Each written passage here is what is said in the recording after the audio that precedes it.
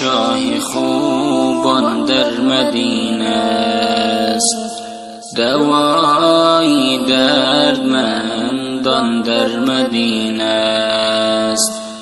ببر قاصد سلامی عاجزان را، که آن شاهی رسولان در مدینه است. بکن زودتر زیارت مرقدش را، که آن سلطان خوبان در مدینه است. همه عالم ز شوقی اوست بریان، که برقی نور ایمان در مدینه است. دو عالم از جمالی اوست روشن، محمد ماه رخشان در مدینه است. گنهکارم چی سازم چاره یارب، طبیبی درد عصیان در مدینه است.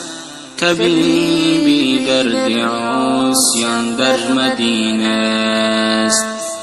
به چشمانی سرم سازم خاک پایش، چرا که نوری چشمان در مدینه است.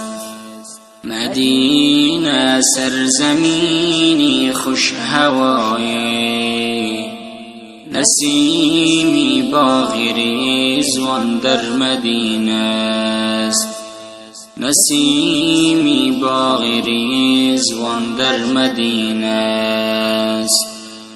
مدینه مشک عنبر بوست یکسان، که عطری زلف جانان در مدینه است.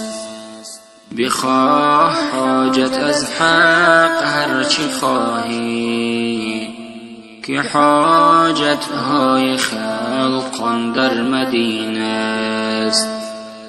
رسولی هاشمی سردار عالم، محمد کان احسان در مدینه است.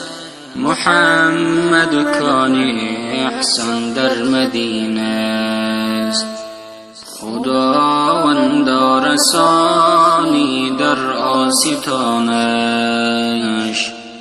نبی چهار یاران در مدینه است.